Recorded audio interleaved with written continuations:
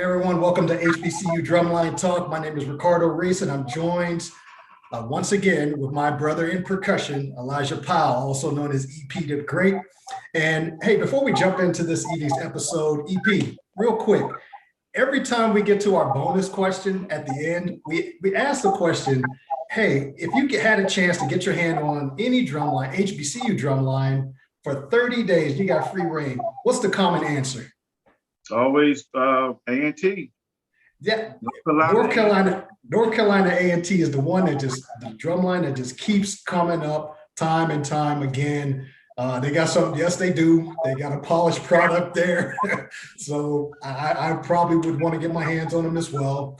But speaking of, this episode is about North Carolina A&T's Cold Steel. And tonight we have a special guest. His name is Dr. Lamon Lawhorn, who is the Assistant Director of Bands, and he oversees percussion activities at North Carolina A&T. So, Dr. Lawhorn, we'll let you jump on in. Thank you, fellas. I definitely appreciate it. Shout out to my frat brother, EP. But I'd be remiss if I didn't say this. So I oversee percussion activities, Assistant Director of Bands, percussion, but A&T has a full percussion staff. So it is myself, Mr. Ron Rogers, who's percussion director, and Harvey Thompson, who's the percussion instructor. So we all, work closely together. We all have our niche. But if I was to say, oh yeah, Lawhorn, you making it happen, you'll never hear me say, yeah, I did it, because I wouldn't be where I am, or the line wouldn't be where they are without, the percussion staff with Ron Rogers and Harvey Thompson. So before we get started, I just definitely want to shout them out, because we definitely make it happen as a team. Thank you. All right, cool. So we're about to get started. Not gonna waste no time. Dr. Lawhorn, how did you get started in percussion, and when did you know you wanted to teach? So I got started in percussion at a very early age. I've always been coordinating. When I say very early age, I got a drum set when I was 4 years old. I broke it when I was 4 and a half because I used to just beat on it. And after that, I used to run down to the church, to the drums every Sunday at church and seeing that go on. So at 7, my mother, she bought this gold Ludwig drum set from the church, and they set it up. I told everybody in the neighborhood, hey, come to church, because I'm finna get on the kit. I'm finna just make it happen. And that Sunday, no drums, no lessons, or nothing like that. I just played. They was like, get that boy off those drums. It was just beating and everything, you know what I mean? But from then on, I took some lessons from age 8, for 1 year. And if anybody's growing up and playing drums in church, you're just thrown into the fire. It ain't no just real. You got to learn by rote. Hey, here's the CD. We playing John P. Key on Sunday. It's Tuesday. You need to know it. So I'm going home practicing all of these licks and everything like that. So that's when I really got into percussion. Joined, was in band in middle school, played snare all through high school, ended up attending Prairie View A&M University, graduated. And it was at that time while I was at Prairie View, I was coming back to my high school to teach like every summer. And it wasn't like just go back to your high school and teach for like a week. Like I was literally on staff for like 3 months. Shout out to Ms. Bernal, because I was getting paid like $25 an hour. That took care of everything for me. That's those summers. And so, I think as an educator, everybody's idea is I call it like their last best thing is what they want to do. Henceforth, why you get a lot of people when they graduate, they say, oh, I want to go back to my high school and teach, because that was their last best, experience. And so when I was going back to my high school, I thought, I don't really want to do this, you know what I mean? Because just being honest, I speak very blunt when I talk to students. And so I wanted to be on the collegiate level. I didn't necessarily want to deal with parents. I didn't want to have to deal with like that, young adolescent thing, even though you face a lot of that in the collegiate level. So it was at that time I realized I wanted to teach college. So how I was going to do it, I don't know. I asked myself a series of questions. What it is, what do you have to do to teach college?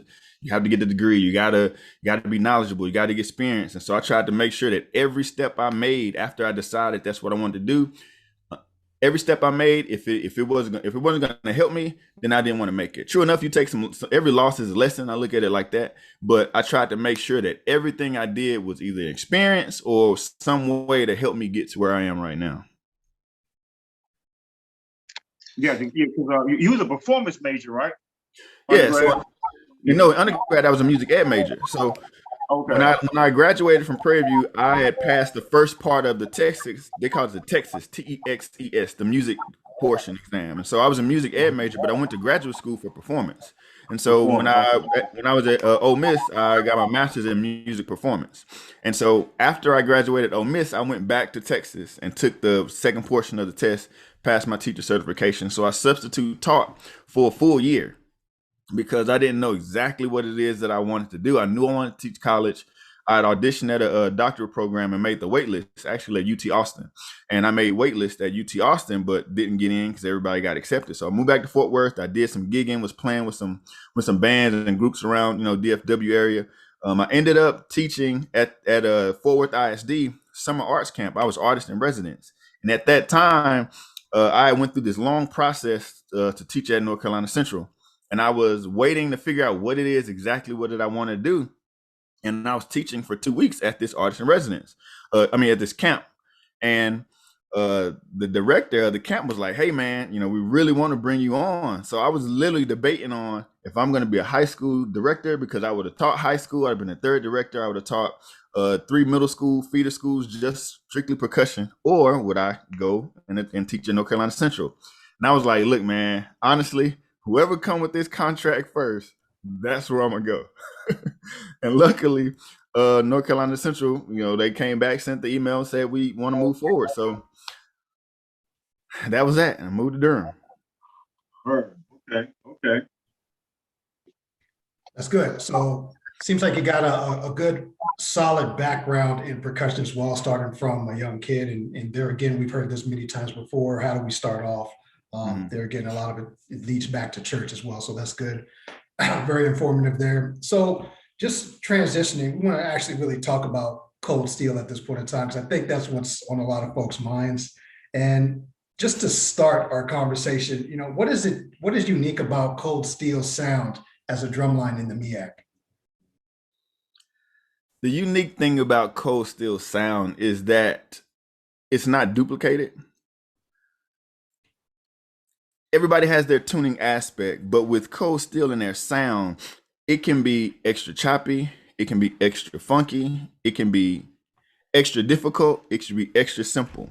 And the thing about cold steel is, I believe it's the most versatile group amongst all drum lines. And it's not necessarily, HBCU drum lines, PWIs, it doesn't matter. I feel like we're the most versatile because we can go in and out of any stylistic or characteristic style that's needed. And like if you want to be extra choppy, meaning if you want us to play something that could be adjudicated, that you're looking for tonal concepts, you're looking for high artistry and rudimental vocabulary, we can play that. If you want to just play something that's funky and groovy and everybody head bobbing, and it's just a repetitive thing to make sure people get, we can play whatever it is. And I think one thing that's unique about cold steel is that we utilize our voices very differently. So for instance, the bass drum line, nobody realizes there's 3 sections within the bass drum section. So you have your tonal sections, sometimes depending on the year, we may run tonals 1 through 5, or so 18 through the 26, 24, or, and then between the 26 and the 28. So typically there's 12 bass drums. So you will have your tonals, you'll have your mids, and so it'll be 2 26s, 2 28s. And then there will be 2 Scotch bass drums, which is a shallow depth, and also a single ply head to improve the resonance. And then you have your 30 and 32. So you have your tonals, your mids, and your bottoms. And so depending on what we're playing, you can have us playing all tonal cadences, running tonal, whatever. Or you can have everything running unison. Or you can have a mix of everything, where you're having your mids now being the emphasis or unison bass drum passage, where the bottom bass drums are the accents and the tonals are still playing their thing. And so the biggest thing about what I had to learn coming from different backgrounds is, how does this whole thing work? And so for me, I'm very observant. Like, let me sit back and watch and see what's going on. Let me understand what's going on.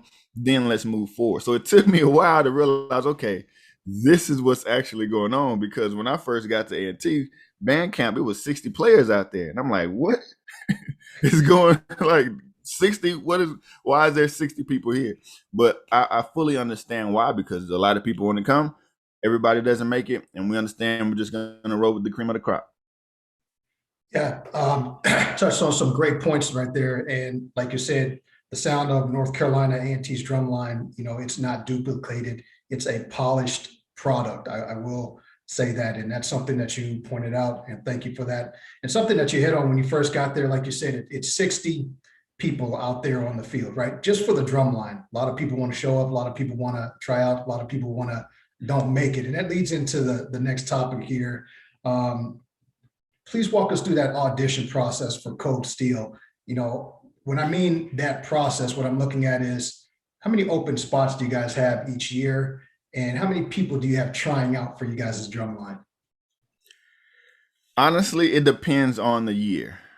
It really depends on the year. And on average, I'll say on average, we may have 12 to 15 spots. We may accept 20 people out of 50 to 60 people auditioning. So for this year, for instance, we returned 7 snare drums. I literally listened to 22 players. 22 players and we take 12 to 14 because we understand there may be some turnover, there may be some students who drop out during camp. So between 12 to 14 players is what we have coming into camp. So we accepted 8 out of 22. And so the thing about it is a lot of times we ask students, do you have a secondary instrument, or would you take something if we offered you something else? Because if you bring it to camp, by then we need to see what you can do. You know what I mean? So if you bring it to camp as a snare drum player, you should be on a certain level. But I may say, hey, like for instance, we lost our second and third tonal players this year. They both graduated. Congrats to them. And so we were looking to replace our second and third tonal players. Well, if we're auditioning a snare student who has the hands but may not have the hands of the line, I may say, hey, are you interested in playing bass drum? Well, I'm not really interested. Okay, well, here's the situation. We're looking for bass drum players. If I offered you the spot right now, would you take it? Yeah, I would. Okay, congrats. You made the line. But then there's some people that'll say, well, I would just want to play snare. I never. Okay, well then and I'm sorry, I'm trying to be 100% transparent, but I understand. No, please do. What we don't do is turn away talent. So if a student is talented and they're eager to play, we will find something for you to do. We will find something for you to play. Or we may put you in an alternate position to where say, okay, you may not be good right now. Stick with it. Somebody may drop out at band camp and you may be able to get into that spot. Or if we see that you're steady working, we may be able to fit you in somewhere, but we're looking for those eager students who just down to play, because we can work with that. We can't work with those students who say, oh, well, I just wanted to be here. And I thought, well, okay, well, I understand. This may not be the place for you. But what we won't do is turn away students who are eager to play if we have opportunity to accept them. That's good. I really think that's great that how you put that out there and just totally transparent with the process in regards to someone coming in. Like I might be a senior in high school, really interested. I know what the deal is now. So thank you. Yeah, so if you have a secondary instrument, like if you played snare but you played bass drum, and I say that because a lot of times people think, oh, I can't play bass drum, but then you come here and you get on snare and you see the talent level that's here, because a lot of times students come from schools. I often ask students questions, how many of you went to a school that had more than 3 snare drum players, had more than 5 snare drum players, had more than 6 bass drums? Had more than 4 quint players. Oftentimes they never raise their hand. So it's a big adjustment to know that, no, you can't just freestyle because you were the only quint player. No, you can't just think about blending with the person next to you because it was 2 snare drums. You have a whole line of 10 to 12. And regardless of what we play, we're going to play clean. So you have to make that adjustment. And it's overwhelming for some people. And adjusting to college, period, is difficult. And you got to think, we have high expectations. So the moment you get here, the expectation that you're going to be successful is planted from day one. So you have to make sure that you're moving at that pace and that speed that we're putting out there.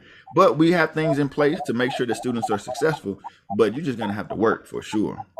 There it is. Got to put that work in. Good points. Thank you. I want to pick back on something you said about you know, you might not have the skills for snare, but I'm gonna put you somewhere, you know, if you have that attitude. You know, you can be the best player in the world, but if you don't have that attitude, be like, well, you know, I can't make the snare, but I'm gonna do this for the line or whatever. And you get those, you know, guys, you know, they can play, but they just don't have that attitude. Yeah, like for instance, this guy Miles Nooks, like Miles Nooks just became drum major for the Blue and Gold Marching Machine. He came in from a predominant high school here in North Carolina, E.E. Smith, and he was a drum major in high school. So he was off the drum for like 2 years. Okay. So he auditioned on snare and he had hands, but he just didn't have the hands to be on the snare drum line. But he really wanted to play. We ended up taking lessons with me, but we put him on tenor drum. Ended up taking lessons with me, and we'll talk about that too as far as the lessons are concerned. And he took lessons with me. We worked on his playing, but at the end of the semester, he was like, well, I'm gonna stick with tenor. Ended up becoming tenor captain, cold steel captain. And so a lot of times people just have this love for this instrument, but once they get to the line and then we end up switching them, they fall in love with that instrument, with the new instrument, and they don't want to switch back. They're like, no, I'm good where I am. And you think about it too, you also now have a new skill set because you're playing at the highest level because you're gonna be good. If you switch, you're gonna be good, or you're just not gonna play. So you're gonna raise your level of play to be a collegiate level musician. So now you were good on that, and now you're playing this and you're good on that. And you know, it's like sometimes people they may play tenor or they play or quints or cymbals or bass drum, and they still got the snare chops, and they end up, you know, joining Snare Sapphire or something like that to still keep their snare chops up and stuff like that. So there's different opportunities for people, but you just gotta, again, put in the work and you're gonna be good. You're right. That's all you do, put in the work. So yeah, good information. So going to the next question, you know, you wasn't around then, but I remember, you know, A&T when they had the harnesses. You know, a lot of people didn't know that. As far as the snares, that was like 99, 99. But so next question, talk to us about the evolution of cold steel. I guess past and present, from what you know, you might know. Well, from what I'm aware of, there's been just this the evolution of cold steel actually models like similarly the evolution of the Blue and Gold Marching Machine. You know, like I credit Harvey Thompson with so much, you know what I mean? Because I think it was Harvey Thompson, Ralph Nader, Alex at Norfolk, Tim from Brooklyn came down to South Carolina State. That whole New York thing, they just changed the game, like literally. I feel, you know, that game changes. But with like cold steel, as like the requirements change of what is actually percussion, and I think a lot of people just think, oh, it's just beating drums and stuff like that, but you have to take an entertaining aspect to it. And it's like, what you're trying to do. If you're adding more movement to the section, then obviously you can't keep with the harnesses, you know what I mean? Or you think like for bass drums, you would have bass drum harnesses, but we can't do as much movement, so let's move to slings. And so Ron Rogers had this idea, or just this thought of what he wanted the drum line to be, and you know how he wanted the drum line to look. He needed to bring in certain people, so Ron actually brought in Harvey. And when Harvey got to cold steel, it was like a match made in heaven between Ron and Harvey, because Ron had the idea of the look and how everything should look, and Harvey had the evolutionary mindset of how they should play. And so it was like pushing the envelope. Nobody was doing all of the tuts and the stick flips and trips and all of that stuff until Harvey brought it to, you know, HBCU percussion. So that whole evolution of cold steel. And so now it's like nothing is too much until we try it. I mean, everybody's always like, well, are they doing that running around? Well, there's a reason why you had to get from point A to point B. Yeah, you could crab over, but is it going to be exciting to get people to crab over, or would it be more exciting to have you see people with drums flipping around and turning around and then get to their spot? You know, I think so. Sometimes people just think, oh, they're just doing so much, but who are you trying to entertain, the percussionist or the audience? Because the audience is the audience. The percussion are the people playing. The audience is the people that paid for the tickets. So who are you trying to satisfy? So that's, you know, it's been quite a journey, and we're still on this journey to figure out what it is that we want to do.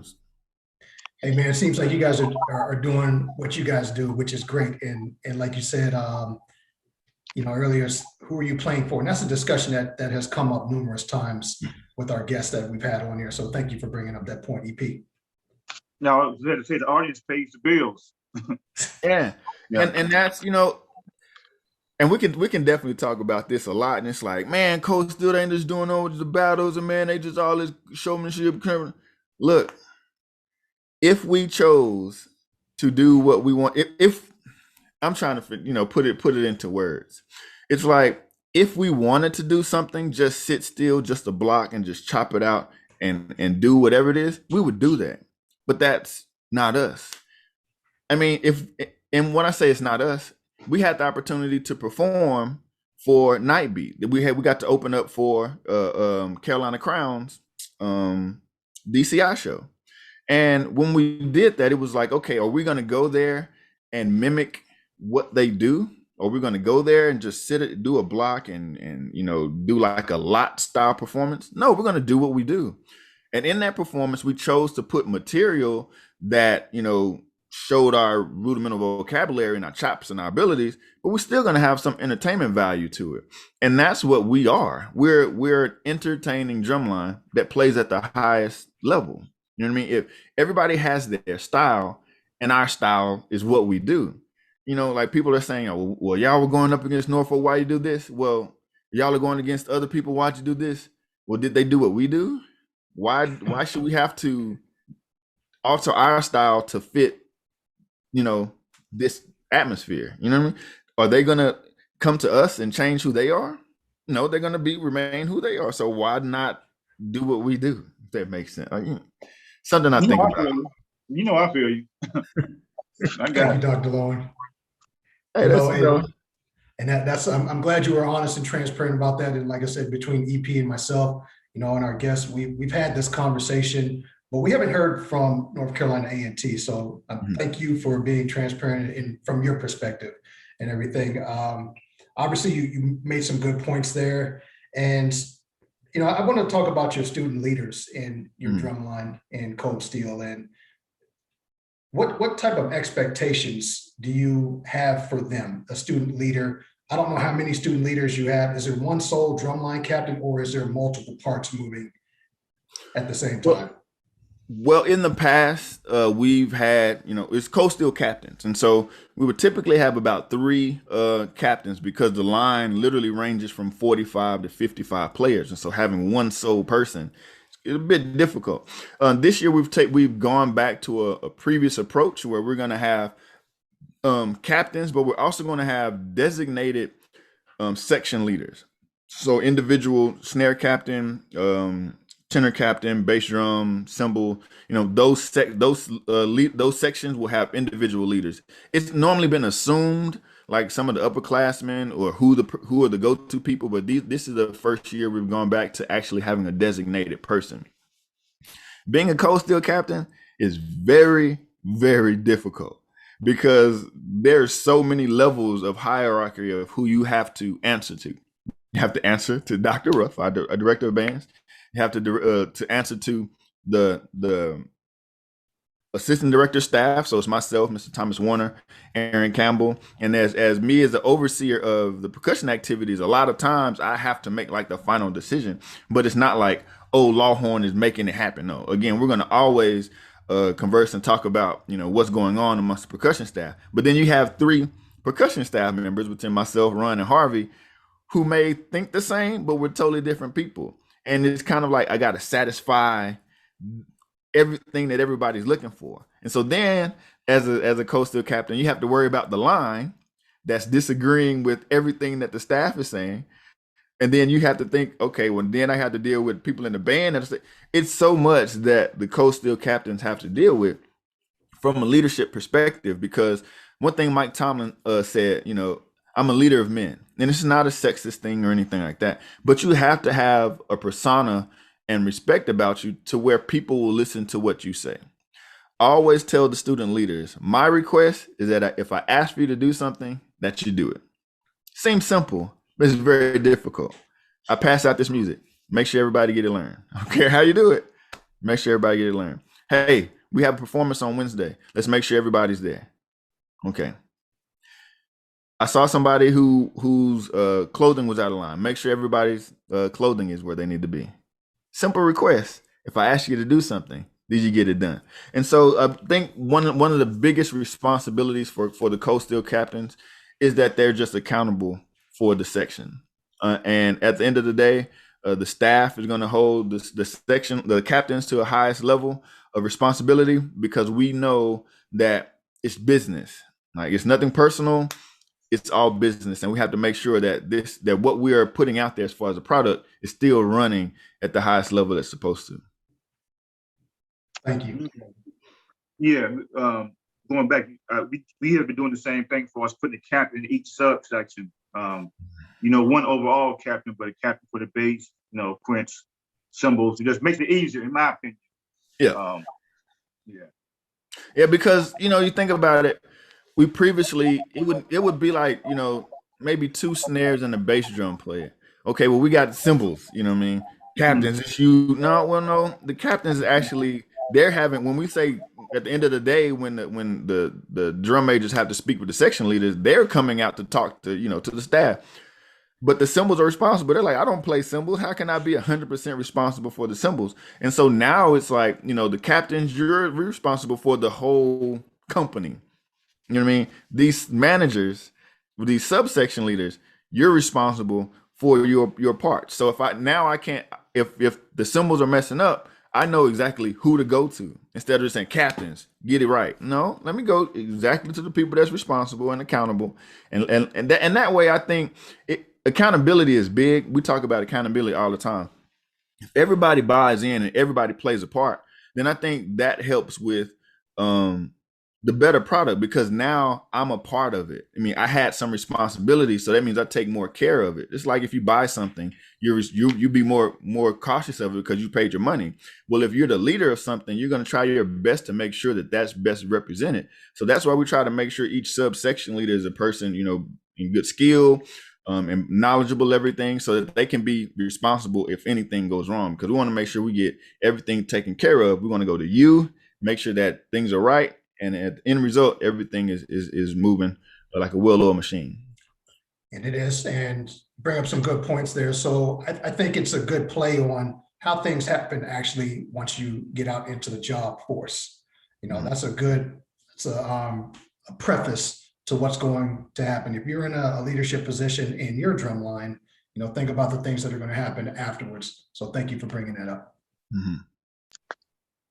You guys got, a lot of videos, you guys play for different, I guess, events. I guess, please walk us through the process of creating a co-steel drumline showcase. Oh, well, again, it depends on the idiom and the atmosphere. So, like when we did I guess pacing. No, well, that's what I'm gonna say. Like, so, for instance, like when we went to PASIC, like the title of the clinic was the best of both worlds, a hybrid drumline. So what we wanted to do was showcase the highest performance level of what's traditionally style HBCU drumming, and also our spin on more core style drumming as well, because we are actually a hybrid drumline. And what I also wanted to do when we went to PASIC was break down the misconception that HBCUs can't play. Within core styles, a lot of times they look at HBCUs like, oh, they're just some boogie band. They just dance. They just do whatever. And that's not true. That's far from the truth. And what I wanted to do is make sure that when we're on this stage, this internationally acclaimed stage, that we represent as well as possible.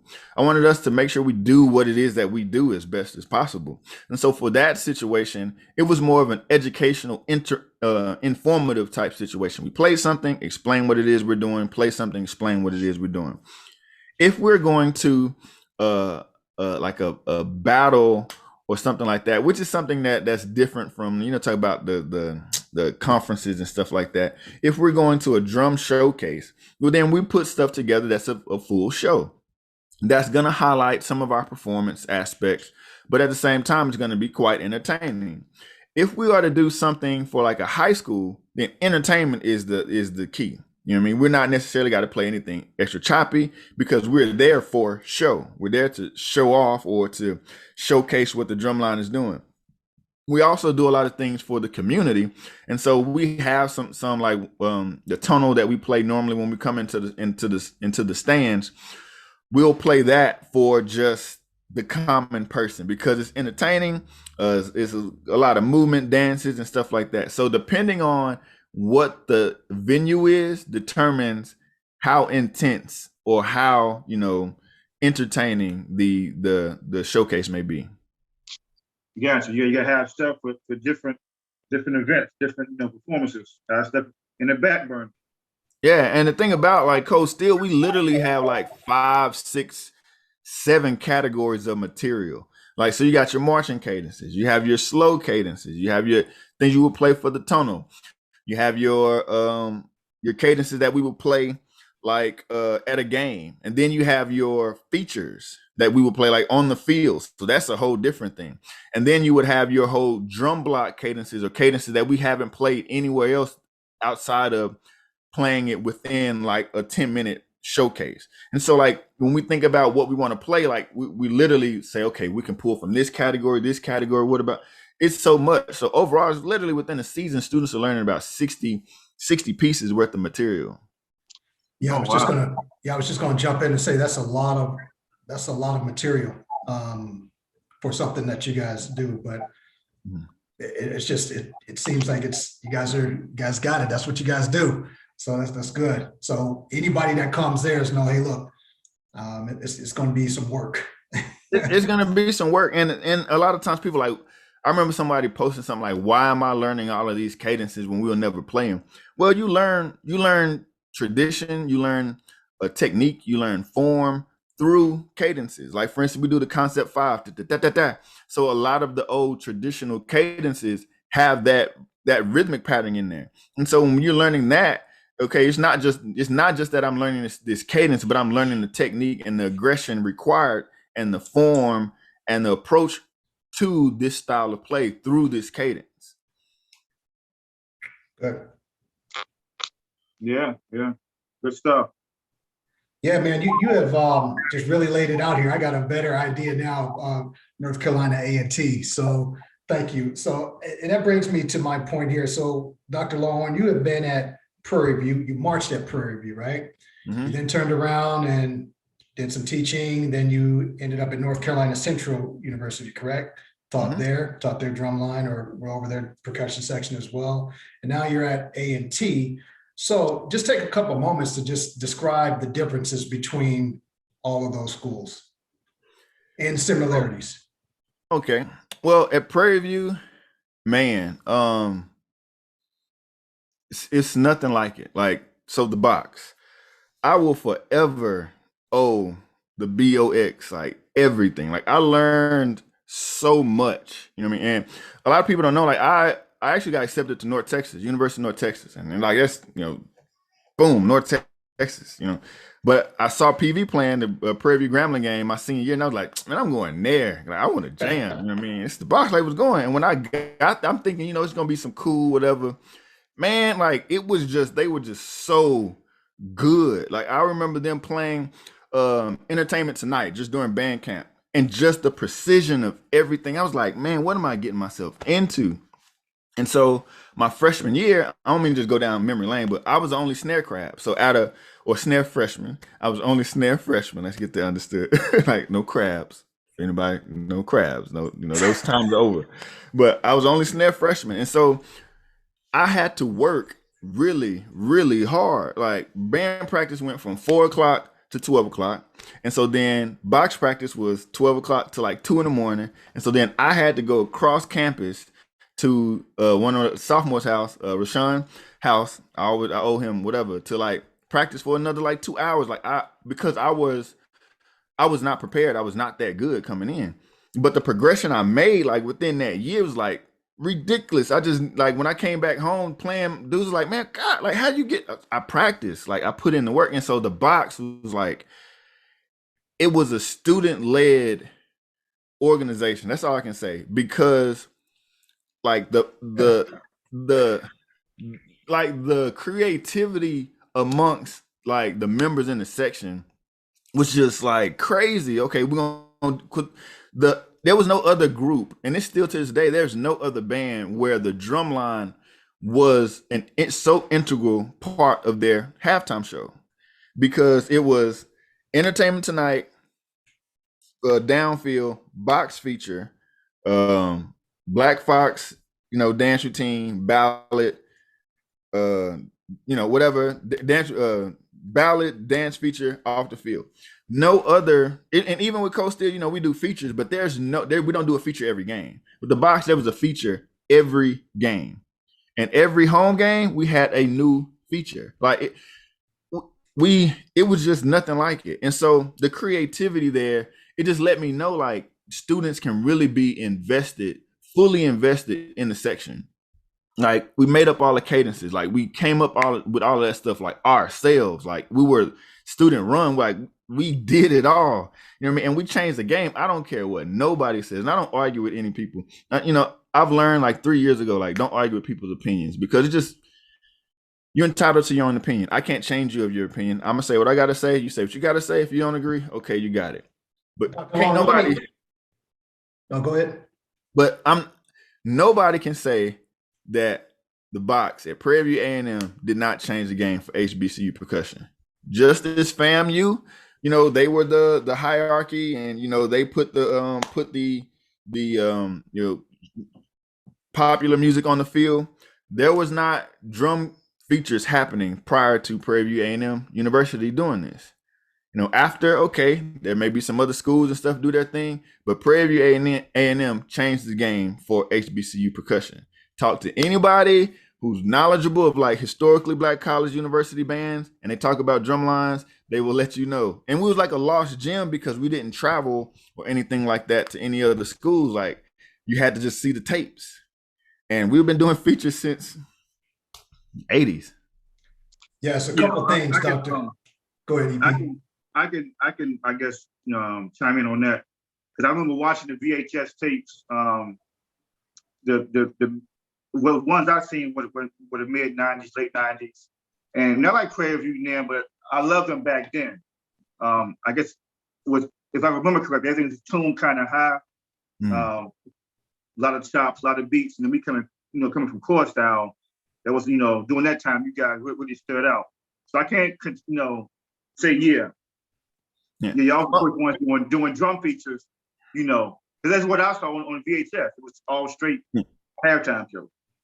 Yeah, and so Prairie View was that. When I got to Central, like Central was already moving. Like they were like, man, people, and that's the thing. I'm not going to take credit for something that I didn't do.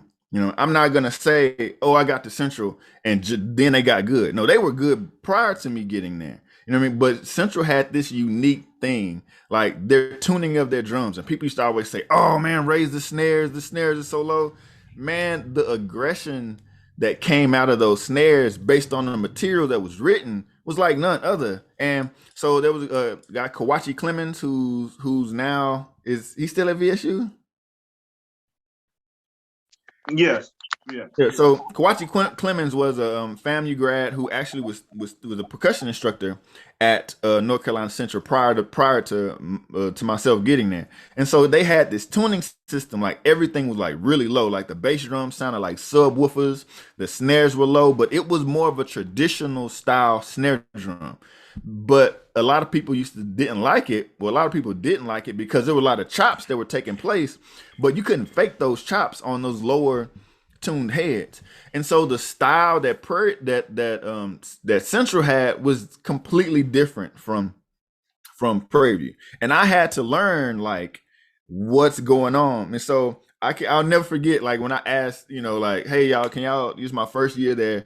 Hey, can y'all play like a cadence for me? And they played like some marching cadence, and it was like real simple. I'm like, oh man, okay, can y'all play another cadence for me? It was like, yeah, here's another cadence. So I was like, oh man, like, okay. So wait.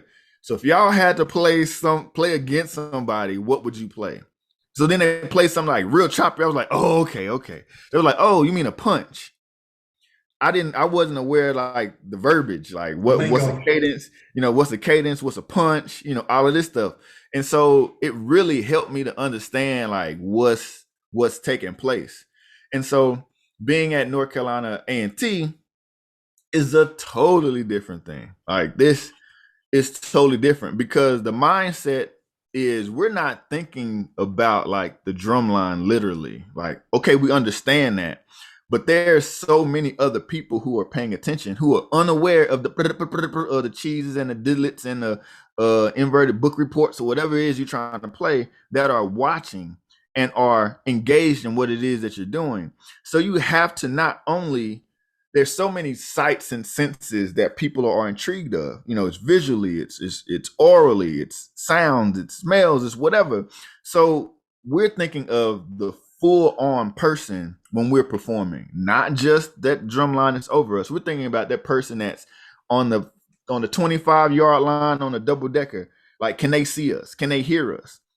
So things are really big and boisterous and stuff like that. Durham, being at North Carolina Central, everything was aggressive, because if you know anything about Durham, North Carolina, aggressive, you know what I mean? And so I had to understand like what it was just being in Durham, and knowing who I am and my background. I've pledged multiple organizations. So when it comes to being aggressive, I have no problem. But you just have to find that common line and understanding and respect of your students. And so like I will forever rock with DOA at Central. Like those who were there, like they knew me prior to being Dr. Lawhorn. They knew me when I was this 26-year-old who just moved from Texas, who was freezing because it was 60 degrees in September. Like I will rock with them like forever, because I grew. Like a lot of the things that I've accomplished at A&T, like going to PASIC, doing some international things, being getting my doctorate, doing other things. Like I talked to them about that. Like they were the like the people that I used to teach. Like when it came time for me to work on things as far as teaching students for mallets, when it came time to teaching them percussion ensemble literature, like that took place early on at North Carolina Central. And now I'm a polished product being here at A&T now. And so like A&T is getting literally like the best of me because of what I've learned at Prairie View, the experiences I've had at North Carolina Central. And it's like being at A&T, like having the support of Dr. Ruff, having the students who are just willing to just like do whatever because they trust my musical ability, and they know like anything that I do, I'm doing for them. It's not for self-gain, because I remember you asked earlier, like, when do you know that you're teaching? I believe teaching is my purpose. Yep, I have a performance degree. DMA, you're supposed to be out doing all this world-class performances and stuff like that. But I would rather work with a student and them get to the highest level. That's what I want to do. Like a guy named Isaiah Tatum, who's now a sophomore snare captain. Like I was able to work with him as a high school student to work with his snare drum solo that he took to PASIC and won as a high school snare player. Like that's the thing that I look forward to versus, oh, Lawhorn's putting on this recital and blah, blah, blah, blah, blah. Nah, I would rather teach students who look like me, teach students who have a background like me. I'm teaching myself because I'm teaching those people who came from environments like me, and I want to give them the tools to be successful, just like I am. Good points there. Good points there, Dr. Lawhorn. I think I'm going to go back real quick because you caused me to flash back here. You said something when you were at Prairie View, those long hours. And I'm so glad times have changed, because I too, Elijah and myself, are well aware of, practice ends at a certain time, but it really doesn't end at that time. At least for the drum line. And like you said, it's just it's just one long day. It doesn't end.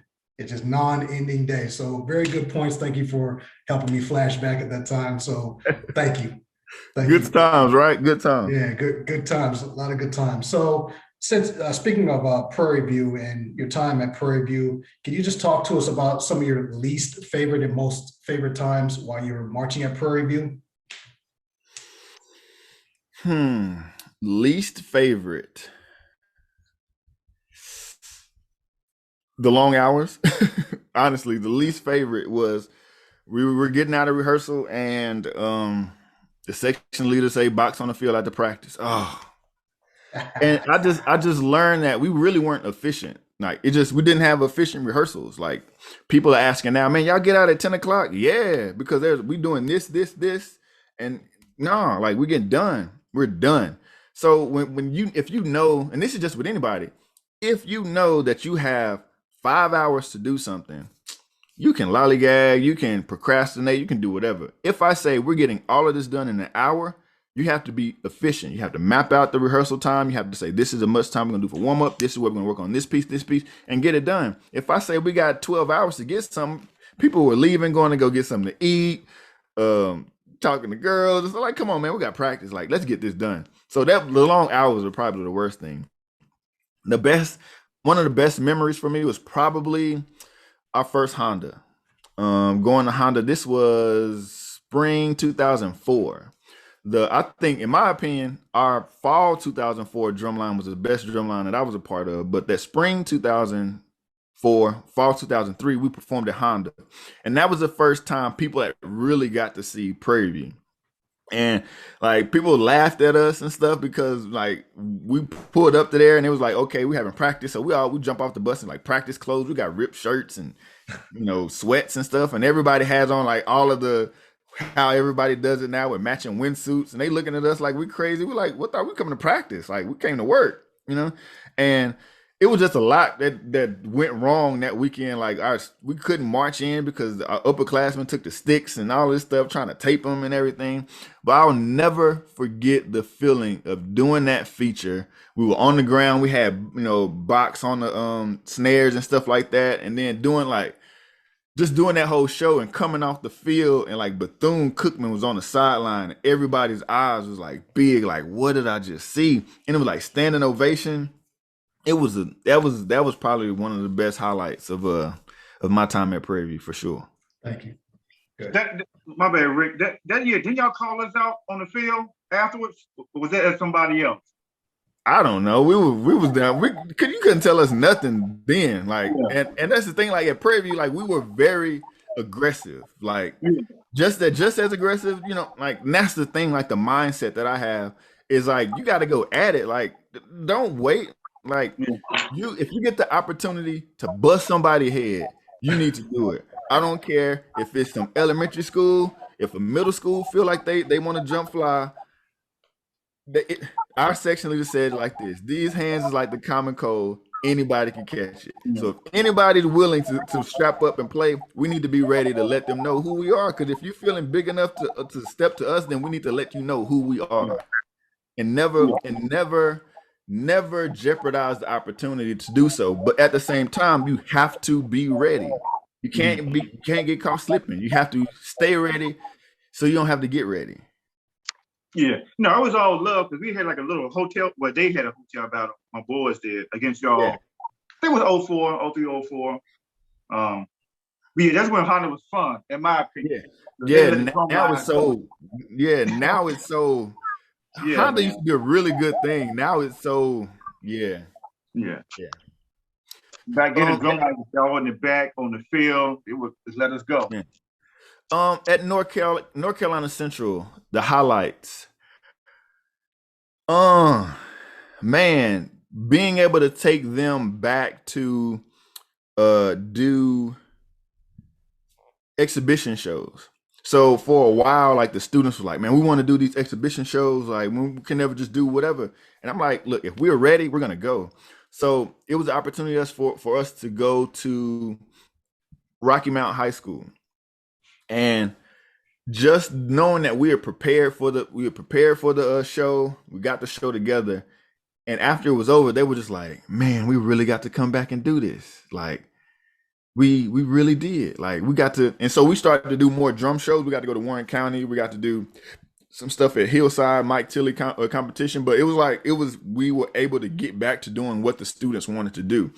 Some of my regrets of being at North Carolina, not regrets of being there. But one of my biggest regrets is not writing the material down. A lot of the stuff I would jot down like on paper, like, okay, here's the rhythms and things like that. But I wasn't, in Finale or Sibelius just writing everything out. A lot of the stuff was was by rote, even though I was teaching them how to read music. Like we developed percussion ensemble, everybody had to take lessons with me and stuff like that. Before the drumline, we were moving so fast. Like there were cadences that they still may play, I'm not 100% sure, but I didn't put it on paper. And that's one of the things that I'm upset about. Also, like just the way things went down during my departure. But hey, that's another day. I'm still rock with the folks who were there. At A&T, man, some of the highs were definitely the basic performance, being able to take the group to Tournament of Roses, knowing that we were able to, do that with all of the other HBCU groups. It's been a lot. Like it's so much that we've done at A&T that you're just like, oh, y'all did that? Like we did the Joint Brand Classic where everybody got some J's. I'm a big sneakerhead. So, everybody walked away with a pair of Jordans. I got to perform. We got to perform, open up All-Star Weekend. Like it's stuff like that we get to do that it's just like, oh yeah, that's what we did that year. Every year if somebody gets to do something else different.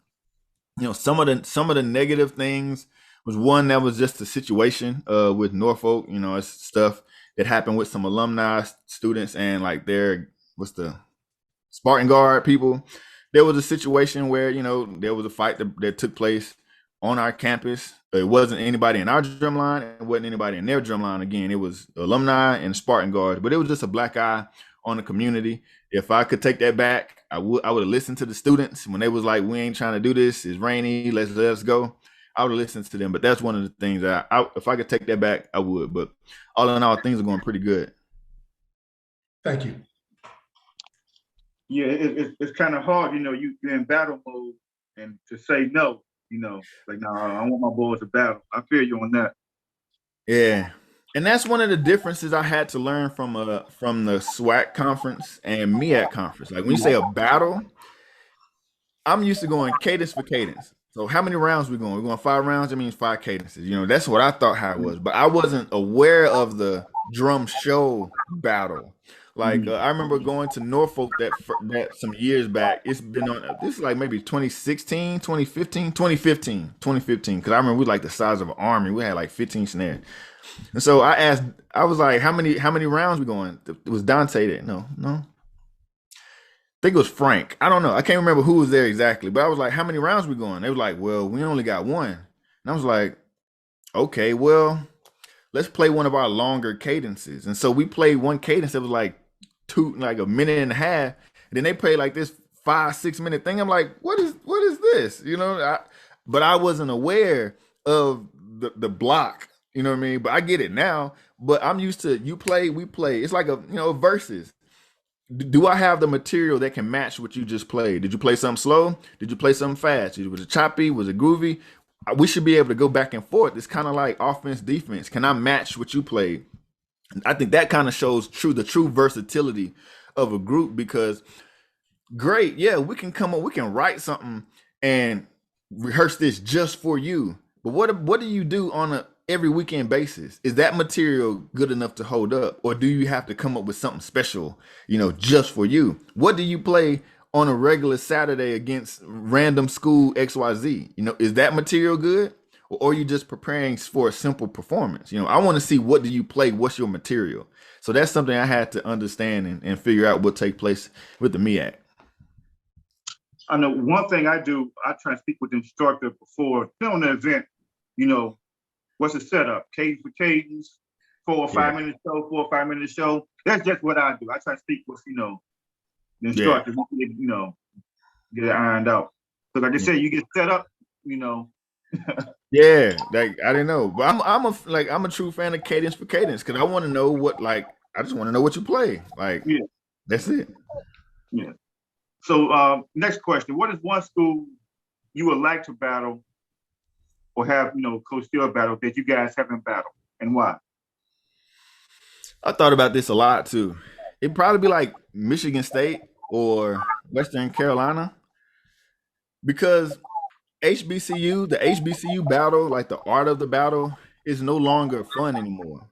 It's like you think about, if somebody play, it's a preference thing now. Like, they was chopping, but they wasn't hitting it, and then they got solos going here. It's like, with the HBCU style thing, it's cool and all, but we're so ingrained in the battle mindset and the competitive atmosphere that you really can't enjoy what's being played anymore, because it's all so critiqued. But it's like, what's being critiqued? You know what I mean?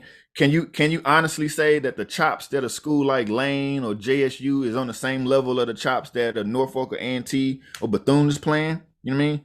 It's a different style, and even though I say different style, rudiments are rudiments, but how you execute a 5-stroke roll with the Louisiana schools like Southern with their low heads versus a concept 5 or a 5-stroke roll at 160 BPMs, what Virginia State would do, like that's different. So how are you going to adjudicate that? And so if you put it up on YouTube or whatever, who won, that's not going to get. So it's like, again, you arguing with people's opinions that I don't do anymore. And I think we've proved ourselves enough. We don't owe anybody anything. Yeah, we do. We owe you respect. So I respect you enough to play whatever you got to do. That's about it. I don't owe you anything. I think we've proven ourselves as far as HBCU is concerned, and we were looking to do even more. So if you look at like Michigan State, those Big Ten schools, or Western Carolina, who is a really, really, really good PWI school, like that's the exposure that we're looking for. We think too small within our HBCU community. There's so much more out there that we can be doing. We can be performing for Fortune 500 companies. We can be performing for athletic events. We could get private. Like, we do so much on the cold steel end because we're thinking that there's more to this than just, oh, let's battle, let's strap up. So if I had the opportunity to do so, it would be one of those big schools, because that's going to bring us way more notoriety than another drum battle against the HBCU. Gotcha. Yeah, that's why I asked the question, what drum line, but not what HBCU drum line, but what drum line. You got to think big. So going with the current chatter, and I'm sure you've been hearing it, I guess some people saying, every BAC-based school sounds the same, look the same, or every SWAC school looks the same, sound the same, whatever. I guess, what is your take on that? So I'm trying to think of the little essay I typed on my phone. It's like, if you just look at the basis of what it is, like majority of the SWAC conference schools look similar. You got large unison bass drums, either black dot, calfskin head. Majority of the schools have low tension drums. Like, think about, Alcorn, Jackson State, even though Tennessee State is not in the SWAC, but they have low tension drums. Look at Southern, Grambling. All of their tuning schemes are somewhat close. And when I say somewhat close, you don't have high cranked tension drums within those schools. Southern is the only school that doesn't have quints. So majority of the time, that instrumentation is very similar. And I say the same about DCI. Like, it's only so many duh, duh, duh, duh, you can hear until you just like, oh, that sounds the same. Like, if I was to close my eyes and just play any DCI clip back to back, 5 different schools, you couldn't tell. 5 different chords, you couldn't tell who was who. And I can honestly say it's pretty much the same for SWAC conferences, for the SWAC conference schools. Now, outside of Prairie View, they have higher tension snare drums. I believe Alabama State has higher tension snare drums. But other than that, it's all fairly similar. Now, they may have small tuning schemes that are different. They're playing, like how they approach the how they play their material may be different. The writing styles or the writing within the section may be different. But if you just look at it, close your eyes, play, a random person doesn't know, it's going to say it looks similar. Now, if you look at the MEAC, I think a lot of things are more diverse. So look at A&T and Central, literally an hour down the road, school, the drum lines look totally different. They have leg tenors who are lower tuned. We have chest tenors that are higher tuned, do a lot more movement. You know what I mean? Everybody knows the tenors at A&T, you got to be dang near a choreographer to be able to make the line, playing tenor here. But it's a lot of movement. It's a lot of movement within the entire section. Bass drums doing a whole bunch of stuff. The tuning schemes within the bass drums are different. If you look at A&T and look at Norfolk, a battle, you can say, oh, they got 2 totally different things going on. If you look at a battle within Jackson State and a battle within Alcorn,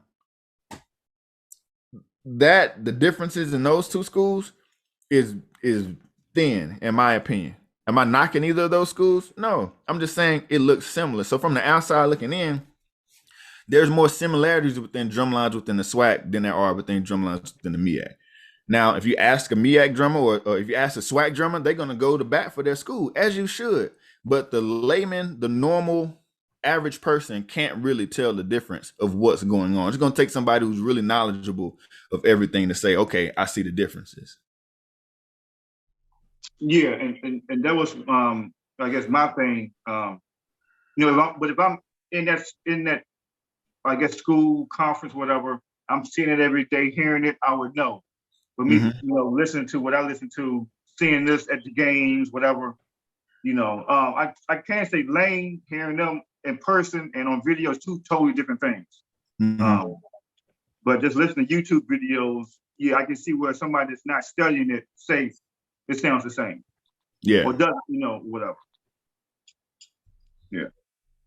Yeah, Dr. Lawhorn, you brought up some good points, clarified some things about North Carolina A&T. You really laid it out there, and anyone who's expecting to come to North Carolina A&T, trying to get on and be on Cold Steel, they know what to look for. It's not work. easy. Gotta work. Gotta work. Not easy. So we're pretty much going to close it out, Dr. Lawhorn. But hey, it's bonus time. And I'm sure you've seen some of our episodes, so you know how we do at this point in time, but we're going to do something a little bit different, right? So typically I ask that question, hey, Dr. Lawhorn, if you had 30 days to get a hold of any HBCU drumline, who would it be? I'm not even going to ask that today. I'm going to come at you with something different, okay? It would be Jackson though. No, but that's why I'm not asking that question. But his answer would be Jackson to that question. But let's go back to 2004, fall 2004 with you at Prairie View. And that's when you said that was probably the best drumline section of your time, right? Who wins in the battle, your 2004 year against North Carolina A&T today? Oh, man. Today. Today. Okay. So, because you said today, you know what I mean? Man. Is your answer correct? Okay, so I'm gonna say if we had to play A&T today, I'm gonna say Prairie View because there's so much. It's turnover.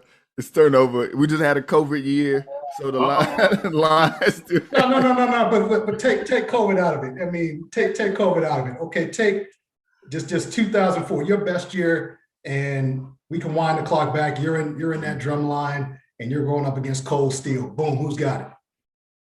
Who's going to walk away with that gold snare drum? Man, why are you doing this to me?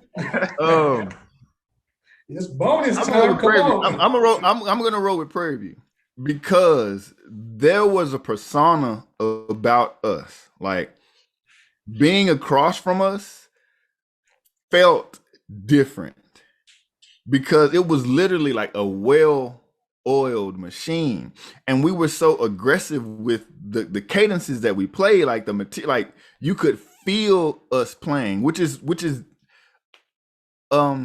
if I had one concern or one thing I would adjust about Prairie View now, I understand that was the whole time lapse with the box and now MSD and things like that. There was some internal things going on. It's just their lack of aggression when they're playing. Like I remember they posted a clip and it was like play through the drum, like aiming for the bottom head was the thing. You know what I mean? And so we played so hard, but we still had a lot of really good material. And it was like at that point, the reason why I was saying, I don't know, is because the rudimental vocabulary that A&T plays now, it has expanded.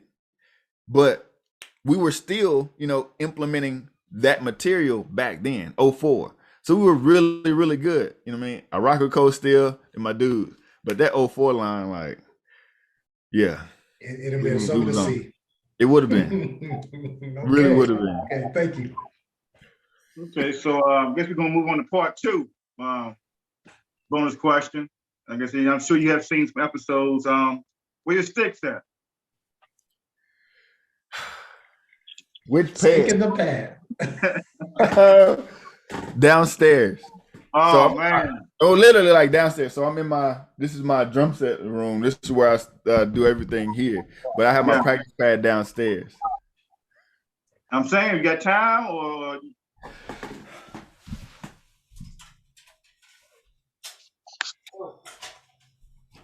Give me like 2 minutes. All right. You ain't waste no time, Rick. So you're going to get the pad and the sticks. Go get them. Nobody escapes from us. Nobody. Y'all gonna call me out. Yeah, right. You the man. No, I'm not the man. No, what I'm saying is y'all calling me out. So I practice with my son. I practice with my son downstairs. He done took my stick.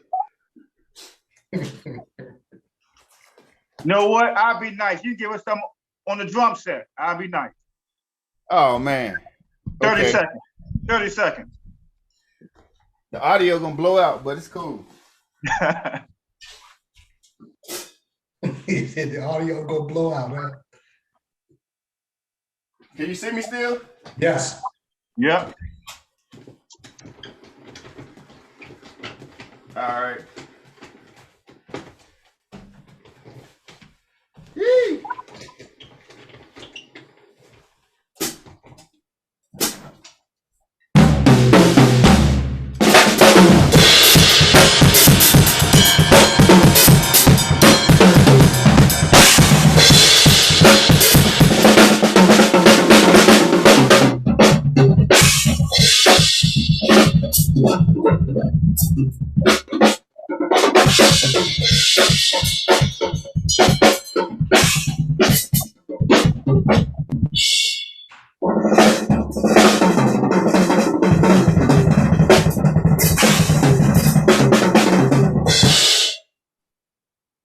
Okay. Yeah. Okay. Yeah. It came through. Came through. It came Thanks. through. My bad, Cool. man. Now you good. All right, so we'll come to the end of this episode with Dr. Lamar Lawhorn, assistant director of percussion at A&T. And thank you for taking time on his day. Another good friend of mine, my frat brother, guy, one of my mentors. I call him with questions, on music. So like I said, we want to thank you for taking time out your busy day, to come on. For everyone out there, please subscribe, like, share. Hbcu Drumline Talk. We're on SoundCloud, Pandora, iHeartRadio, Spotify. Please share. It's all for the culture. But until next time, everybody take care. Have a good evening. Good evening.